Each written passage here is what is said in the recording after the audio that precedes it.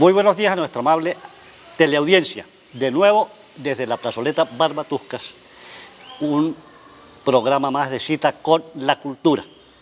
Recordamos nuevamente a la teleaudiencia que pueden ver estos programas en el canal YouTube de TV San Jorge, buscándolo como TV San Jorge Cita con la Cultura. Allí están saliendo esos programas que se vienen subiendo paulatinamente y con eso aprovechan los que no han visto los programas anteriores para poder mirarlos.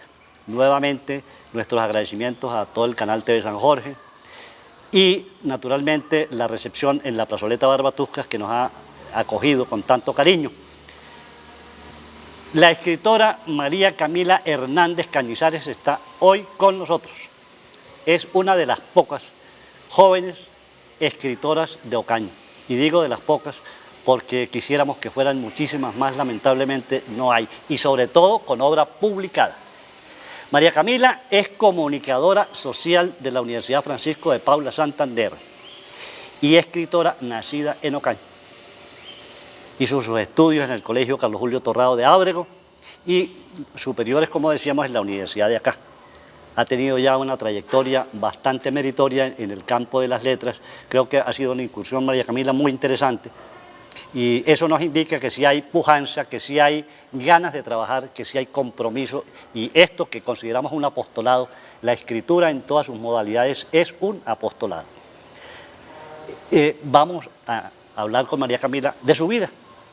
Entonces, María Camila, cuéntenos algo en primera instancia de sus años de infantiles, de su juventud, dónde transcurre, cómo es esto. Bueno, muy buenos días, don Luis, muchísimas gracias por la invitación primero que todo. Bueno, mi infancia transcurre tanto en Ocaña como en Ábrego. Wow. Sí, entonces cuando tenía la edad más o menos como de unos 3 o 4 años, mi papá se traslada al municipio de Ábrego y monta su propio negocio allá y bueno, pues mi infancia va transcurriendo poco allá, pero ya a la edad como de los 7 años nos venimos a vivir nuevamente a Ocaña y mi papá sigue con su negocio allá, entonces duramos un tiempo acá, volvemos y nos dirigimos otra vez a Ábrego y ahí termino mis estudios del colegio. Y luego ya pues sí, ya me vengo para acá otra vez, eso fue como un corre-corre. Un corre-corre de un lado para el otro. De un lado para otro y ya hago mis estudios universitarios aquí en la Universidad Francisco de Paula Santander Ocaña. Y pues ya en la parte de las letras, digamos que es algo que tenía desde muy niña, ¿no?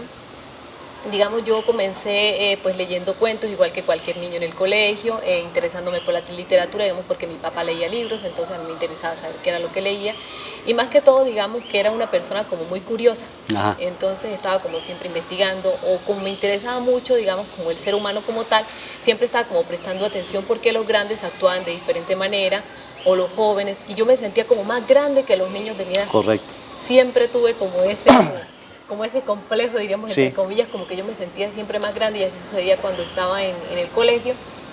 Me sentía más grande que mis compañeras, de pronto en la forma de pensar, ¿no?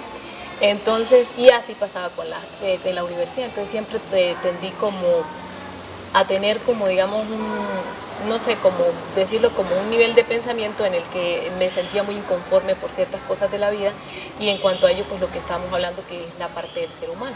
Y allí hay una vinculación directa, por ejemplo, con el hábito de la lectura, con el libro, ¿no? Sí. Me imagino que el amor por la lectura debió ser una de las cosas iniciales, ¿no? El amor por la lectura era una de las cosas iniciales porque a través de los cuentos pues nosotros podemos llegar a imaginar y también nos podemos llegar, digamos, como a hacer preguntas, ¿no? Y sobre todo cuando al transcurso de nuestra vida pues vamos creciendo, ya vamos no solamente, como le digo, adoptando obras literarias, por decirlo de alguna manera, que nos presenta el colegio o la escuela, sino que nosotros mismos nos interesamos por buscar otras obras que, digamos, pues, valga la redundancia, como dicen, son obras que ya, digamos, elegimos nosotros porque nos llaman la atención o porque estamos interesados en algo. Entonces, digamos que yo era una persona interesada en la filosofía, entonces me interesaba mucho conocer del ser humano, como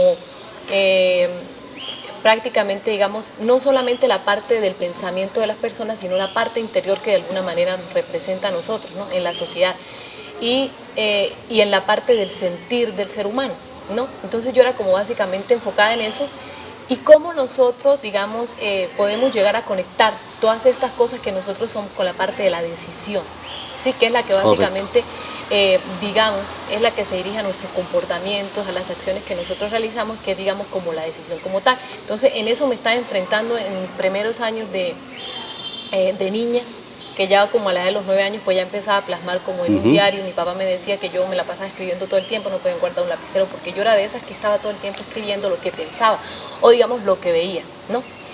Y también, digamos, por ahí como a la edad de 12 años me gustaba mucho componer canciones, ¿no? Entonces era como mi liberación, escribir y componer y preguntarme cosas, entonces las iba plasmando.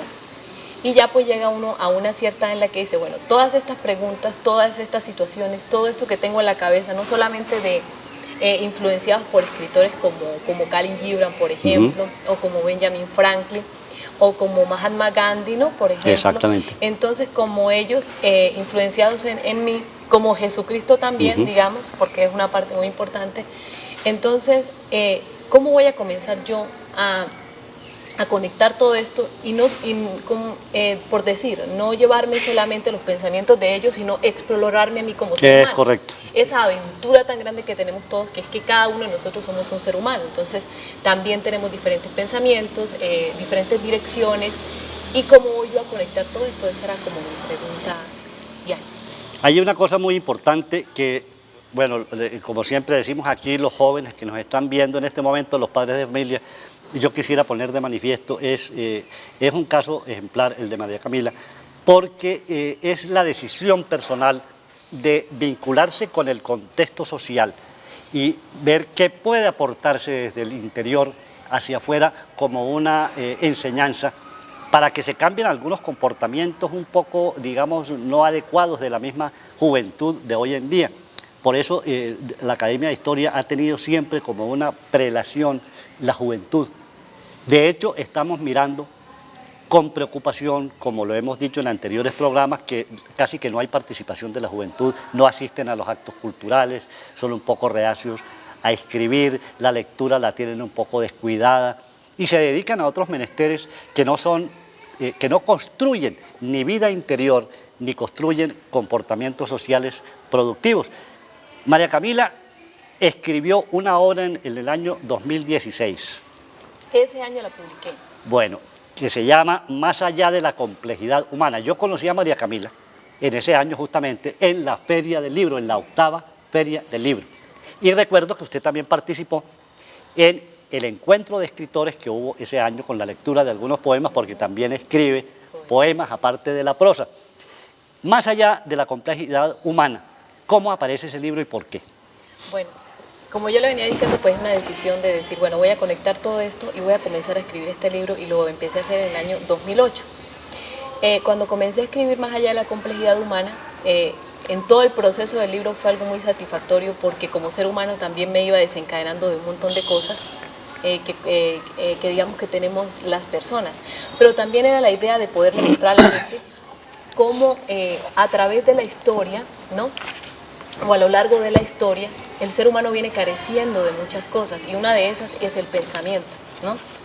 Y como no solamente lo hemos visto, digamos, a través de los años, sino que todo el tiempo está sucediendo en nuestra sociedad. Entonces lo vemos digamos, por la creciente de las tecnologías, porque hoy en día, digamos, que las redes sociales nos muestran a nosotros cómo el ser humano lastimosamente está padeciendo o careciendo de todas estas cosas, ¿no?, y que lamentablemente nos están perjudicando a nosotros. Entonces, cuando comencé a escribir Más allá de la complejidad humana, quería eso, como mostrarle a la gente en qué nos estamos equivocando, ¿sí? Es como una filosofía de vida, por decirlo de alguna manera, a través también de crónicas, unas crónicas muy chiquitas, y por ahí tengo como un cuento, ¿no? Pero a través, digamos, como de la parte razonable, ¿sí?, de las decisiones, porque prácticamente en eso me enfoco, en las decisiones, en las decisiones del ser humano, cómo nosotros podemos llegar a tener una vida diferente a través de la toma de decisiones, y lo importante que es reflexionar antes de tomar una decisión. Entonces el ser humano está acostumbrado a justificar todo lo que hace. Entonces, por decirlo de alguna manera, incluso hasta sus malas acciones las justifica de alguna manera. De alguna manera sí. Las justifica para quedar bien con los demás, pero obviamente esa parte interior de nosotros mismos se va dañando, ¿no? Y entonces el mundo está basado, o el ser humano está basado en una mentira. Es decir, ¿no?, para que no claro, sí, cómo no. Estamos basados, digamos, en una mentira. ¿Por qué? Porque comenzamos a adaptar personalidades diferentes, a acostumbrarnos a cosas que no tienen sentido, a perdernos en abismos que solamente creemos como si, o sea, son abismos que nosotros estamos viendo que nos destruyen, pero al contrario los queremos seguir como llevando nuestra vida como para supuestamente ser felices, pero nos están arrastrando a todos. Entonces vivimos todos los días una mentira, ¿no? Más allá de la complejidad humana, en las primeras páginas hay una dedicatoria que me encantó. Dedicado a todos aquellos que comienzan el día con una sonrisa.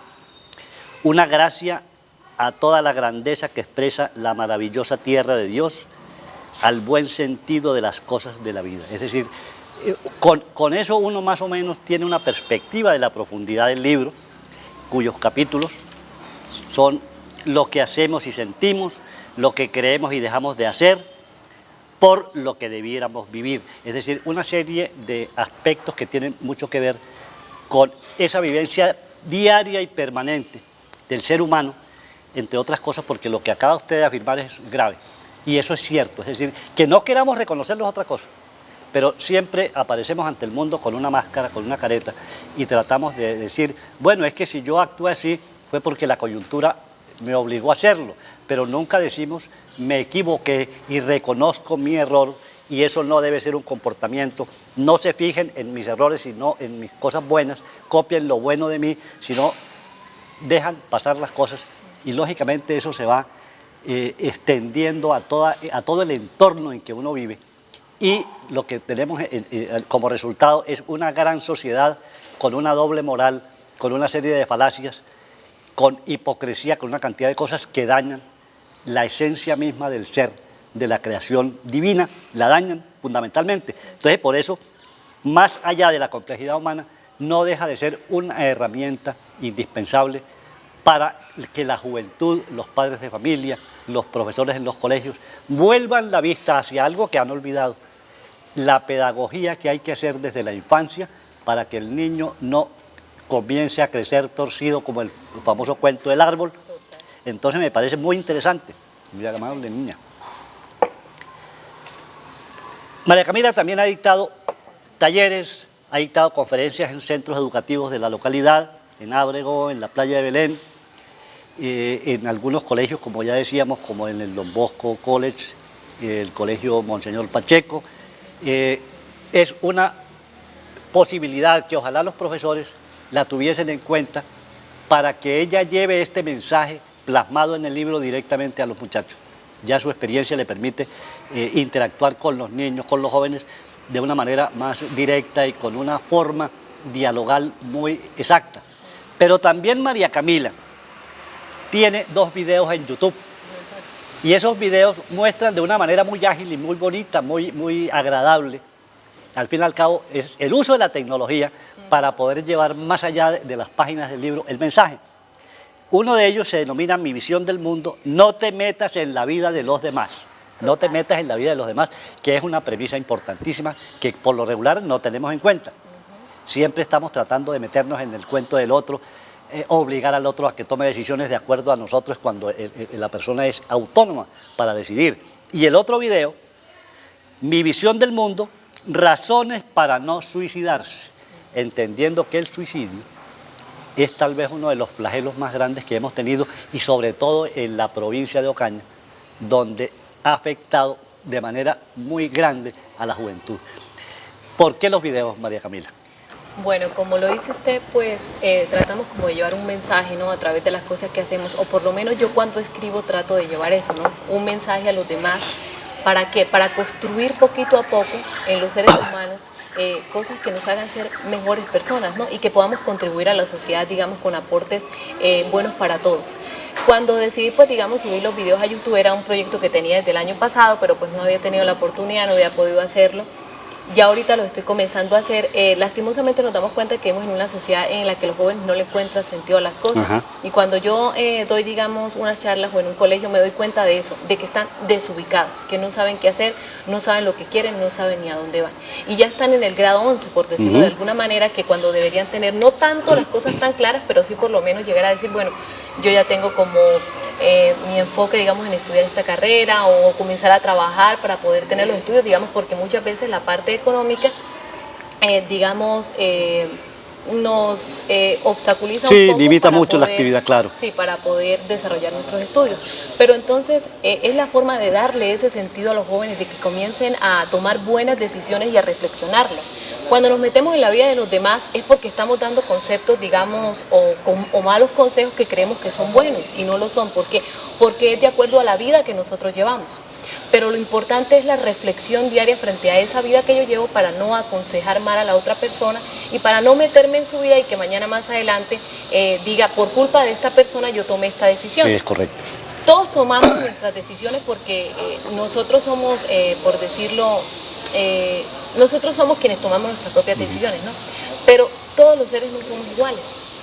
Entonces hay personas mucho más ubicadas y otras personas mucho más, digamos, como desenfocadas de las cosas y digamos que son muy influenciables, ¿sí? Y esto hace que esta persona tome malas decisiones, ¿no? Y cree que son buenas, Que pero al son final, buenas. al pasar del tiempo, se da cuenta que no fue así y que las personas que lo rodearon, al contrario, lo que hicieron fue hacerle daño, no le abrieron los ojos. Y como usted dice, vivimos en una sociedad llena de máscaras, llena de muchas mentiras, y entonces esas mentiras son supuestamente verdades que nosotros tomamos como propias cuando verdaderamente nos estamos destruyendo. Y vemos esta sociedad destruida por los conflictos, ¿no? No solamente lo podemos ver en nuestro país, sino en todo, y lo vemos ahorita en nuestra hermana República de Venezuela, lo vimos en la historia, en la Segunda Guerra Mundial, en la Primera, cómo nosotros nos estamos destruyendo todo el tiempo, cómo el ser humano, a través de sus deseos de poder, de sus deseos de dinero, ¿no? De dinero, que lo has dicho, el poder y el dinero son unos males terribles de la humanidad. Terribles de la humanidad. Entonces, ¿cómo a través de eso nosotros nos estamos destruyendo? ¿Y cómo somos capaces de hacer lo que sea con tal de llegar a nuestros objetivos? Entonces lo vimos con Hitler, lo vimos cuando sucedió también la bomba atómica que se tiró a Hiroshima y Nagasaki.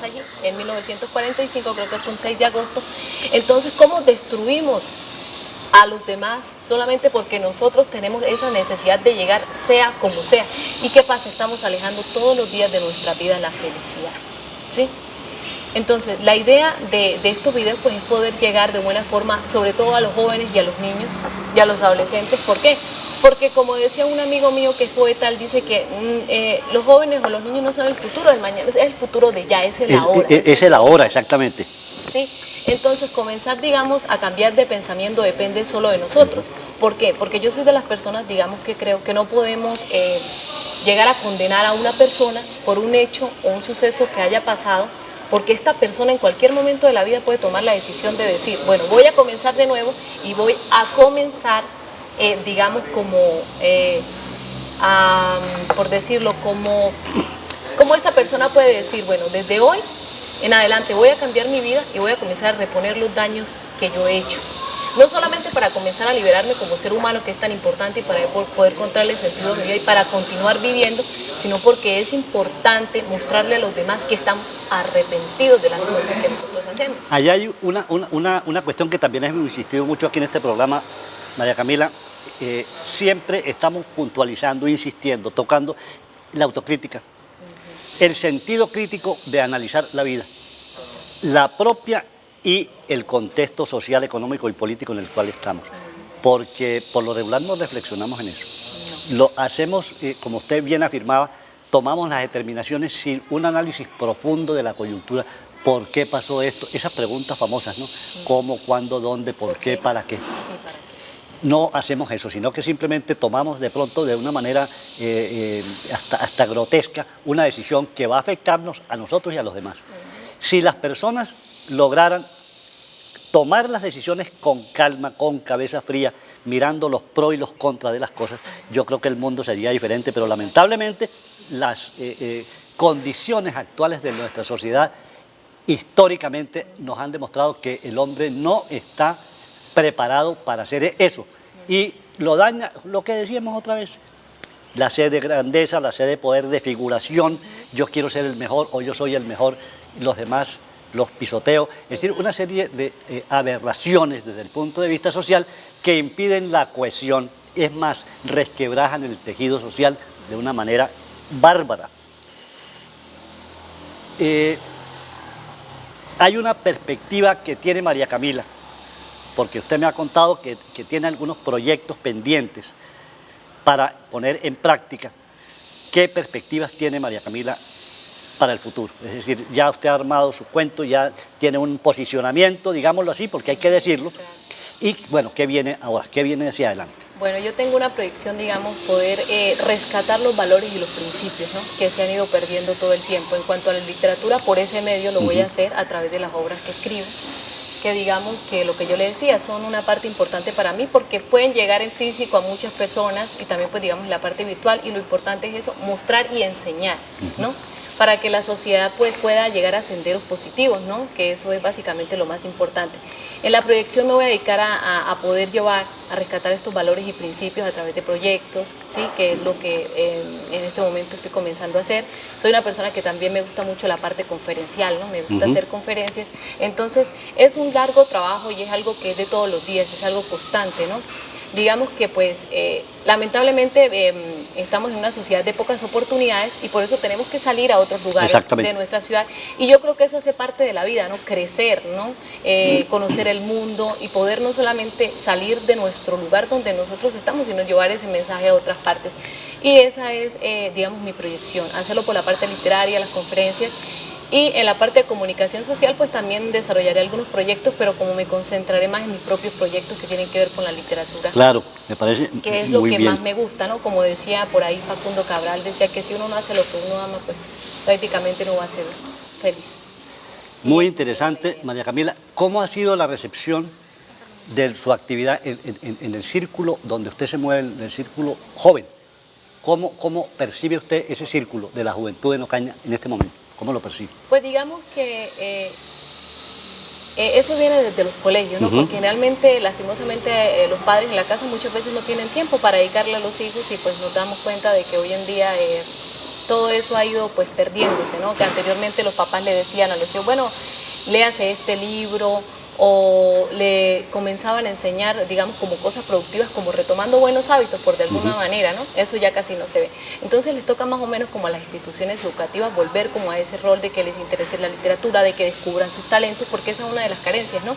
No saben ni si son buenos para pintar, por ejemplo, si son buenos en la parte, digamos, literaria, por ejemplo, si son buenos para escribir. En el teatro, en la danza, bueno, en la música, en la cantidad de cosas que hay. En todo, es como que no descubren esos talentos tan bonitos que tienen, y por eso se pierde poco a poco el sentido de la vida, y vemos que los jóvenes se aferran a otro ser, ¿no? Y entonces nosotros vemos como se suicidó un muchacho de 17 años porque la novia lo cambió por otro, entre comillas. Es terrible, yo he escuchado algunos testimonios que han salido incluso en los medios de comunicación.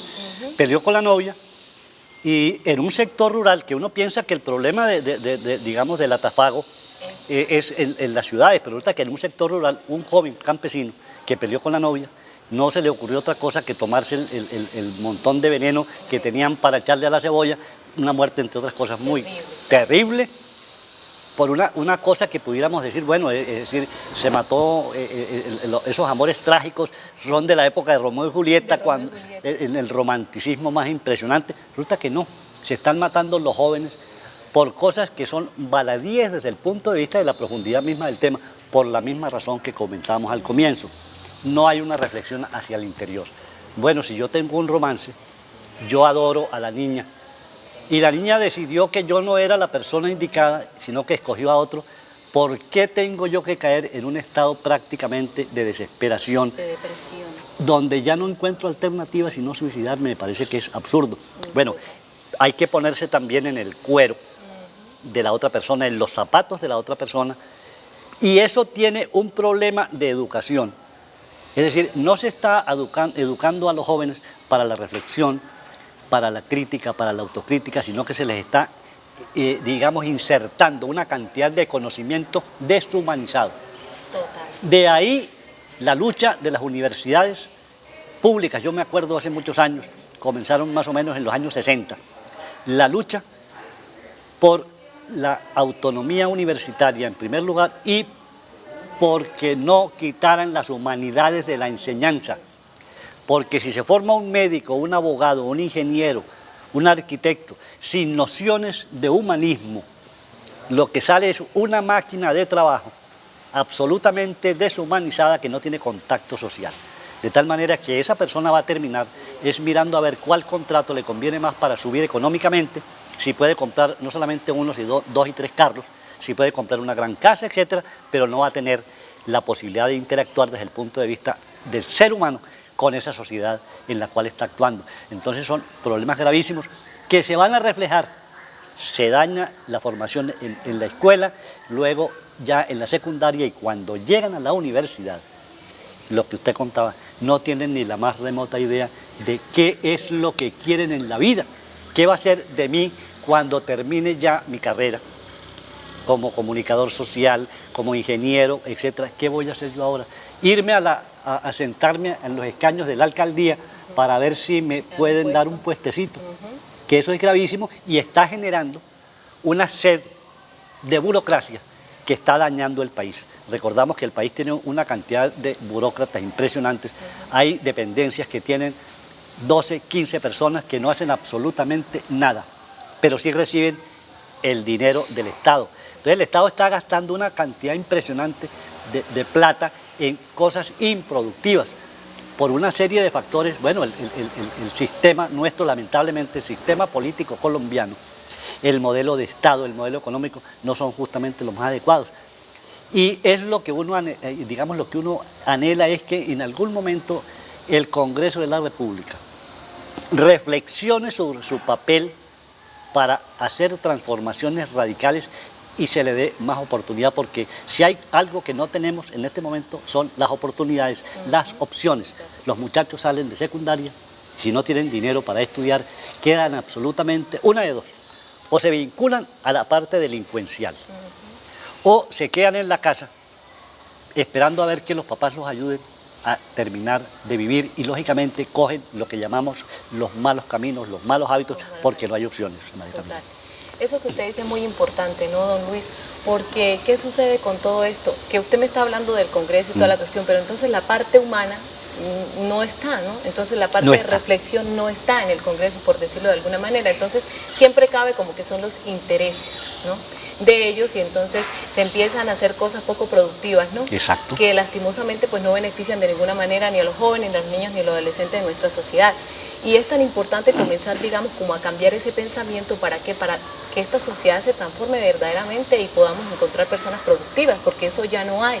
Nosotros vemos a una juventud de hoy en día en la drogadicción, en el alcoholismo, ¿no? Entonces, lastimosamente aquí en Ocaña se vive mucho eso, ¿no? Que todos los sábados los jóvenes están tomando, no está la parte cultural, no hay un lugar donde uno diga, bueno, o digamos se encuentra Bellas Artes, por decirlo de alguna manera, donde nosotros podemos encontrar, digamos que a veces hay baile, cuento y toda la cuestión, pero digamos como que la parte cultural no está como tan fuerte. No está fuerte. No está fuerte, porque entonces vemos que los jóvenes no encuentran qué hacer, pero es que en Ocaña no hay nada que hacer sino tomar todos los sábados. Permanentemente le dicen no eso. Totalmente. Entonces no solamente lo digo yo, sino es que me lo dicen a mí los jóvenes. Entonces yo digo, bueno, pero entonces, no sé, como fútbol, como natación, como cosas que, digamos, puedan ayudarlos a ellos como a quemar todo ese tipo de energías, y sobre todo como que los ayuden a pensar, bueno, yo mañana más adelante me puedo dedicar a un deporte, de pronto como una opción mientras comienzo mi carrera universitaria y puedo trabajar. Y también es como mostrarles la capacidad, digamos yo, de que estamos en una realidad en la que la pobreza mental es la que nos está destruyendo. Porque entonces, si no tengo dinero, yo no soy capaz de salir adelante. Y entonces yo mismo me obstaculizo, ¿no? Y entonces como mostrarle a ellos que sí se puede, pero usted tiene que comenzar haciendo las cosas bien. Es decir, a usted no le debe dar vergüenza que si tiene que trabajar como mesero, o si tiene que comenzar haciendo, no sé, otras actividades que no sean delincuenciales, para usted comenzar a lograr su sueño. Entonces comenzar como a mostrarle, digamos, personajes que a lo largo de la historia hoy en día están muy altos, ¿no?, y que lo han hecho, digamos, desde abajo. Pero la gente, al querer siempre, digamos, como hacerlo, digamos, desde arriba, entonces comienzan a desviarse de sus caminos, y esta es la cuestión que nos está dañando a todos. Y trágicamente, pues digamos que el problema que vive nuestra Ocaña, o digamos la zona del Catatumbo, y no solamente, bueno, vamos a hablar de Ocaña, sino en general, de nuestro mundo, ¿sí?, es la drogadicción. Está destruyendo a muchos jóvenes, ¿no? Entonces tenemos que salvarlos. Yo siempre digo, nosotros tenemos que salvar a los jóvenes de la drogadicción, y eso es un deber tanto como el padre, la madre, como también los vecinos. Es un deber de todos rescatar, es decir, tratar de ayudar a sacarlos. ¿Cómo? Tenemos que mirarlo. ¿Por qué? Porque nos va a afectar como sociedad. Si hoy en día estamos así que no podemos salir a la calle porque nos roban un celular, exactamente, porque nos matan por un par de zapatos o todo eso, entonces imagínense el día de mañana, entonces la gente tendrá que estar encerrada en las casas o sencillamente esto día tras día se va deteriorando y como decía Albert Einstein, ¿no? Que nosotros, que entre más pues digamos avancen las tecnologías, vamos a estar en una sociedad de, por no decir la palabra, ¿no? Porque totalmente no estamos como con esa capacidad de poder, digamos, comprender que las tecnologías o todo lo que está saliendo es para nuestro beneficio, sino que los desviamos y entonces el niño está todo el día metido en el Facebook, está todo el día metido buscando cosas que muchas veces los padres no están ni siquiera. Pornografía y una cantidad de cosas terribles. Porque si nosotros nos vamos a las redes, a internet, perdón, podemos encontrar de todo. Lo bueno y lo malo. Lo bueno y lo malo. Entonces ahí está la idea de cómo nosotros podemos saber elegir, bueno, cómo yo voy a utilizar este medio para algo bueno y cómo no voy a permitir que las cosas negativas me influencien o entren en mi vida para dañar. Hablamos en alguna ocasión, y se acuerda, sobre, bueno, qué función tiene la Casa de la Juventud. Decimos lo mismo, ¿qué función tiene? Porque es que no se trata de que la institucionalidad haga casas para esto, que no funcionan, o que no son, digamos, benéficas desde el punto de vista social, porque las personas de pronto que nombran en esas no tienen la idoneidad del caso. Bueno, de aquí, y ya para terminar, queremos enviarle un mensaje a la institucionalidad municipal de Ocaña. La cantidad de jóvenes que necesitan ayuda es muy grande. Total. Y se requiere que estas casas de la juventud, que los hogares de paso se hagan en Ocaña que no hay adecuados y que se le muestre que al pueblo que sí hay una intención de ayudar, sobre todo a la juventud. Lógicamente a nuestros docentes de Ocaña y de la región comiencen a preparar a los jóvenes desde la juventud.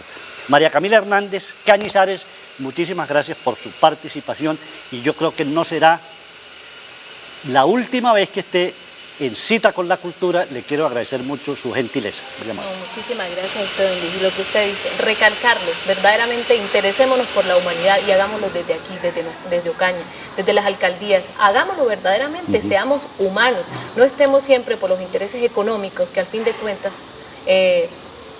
no vienen siendo nada, sino que quedémonos con cosas valerosas que están dentro de nuestro corazón y que van a ayudarnos a tener una sociedad mejor. Perfecto, muy bien. Muchísimas gracias.